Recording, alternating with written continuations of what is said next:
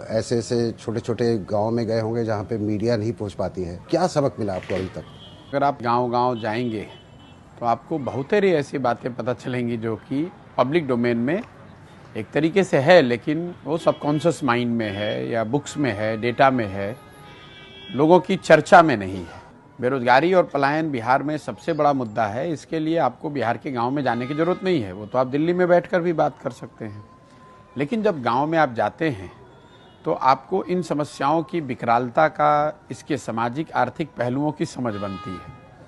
जैसे पलायन है, सामान्यतः लोगों की समझ ये है कि बिहार में पलायन बहुत बड़ा मुद्दा है, लेकिन इससे ज़्यादातर गरीब लोग प्रभावित हैं क्योंकि लोग बाहर मजदूरी करने जाते हैं। लेकिन जब आप गांव में जाएंगे तो आपको पता चलेगा कि ये ऐसी समस्या है जिससे समाज का कोई वर्ग अछूता नहीं है। अगर आप गरीब घर के हैं तो आपके बच्चे मजदूरी करने के लिए बाहर जा रहे हैं। अगर आप आर्थिक तौर पर थोड़े समृद्ध हैं तो आपके बच्चे पढ़ाई करने के लिए या नौकरी करने के लिए बाहर जा रहे हैं। अगर आप गांव में जाएंगे तो आपको सिर्फ महिलाएं मिलेंगी, बच्चे मिलेंगे और बूढ़े लोग मिलेंगे।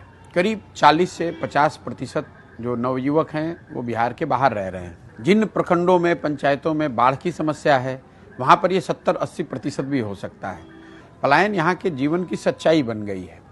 इसका सामाजिक पहलू ये है कि लोगों के मन से धीरे धीरे, चूंकि इतने लंबे समय से पलायन इतना बड़ा मुद्दा रहा है, परिवार की जो संकल्पना है वही खत्म हो गई है।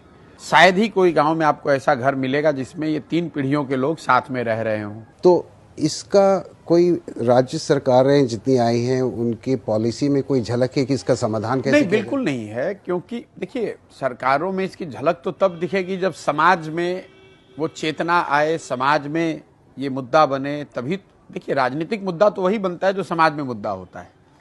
समाज में एक तरीके से इस बात की स्वीकार्यता हो गई है कि जो हमारा बच्चा बड़ा होगा, जवान होगा तो वो बाहर नौकरी करने जाएगा, और लोगों ने उसको अपने जीवन की सच्चाई मान ली है।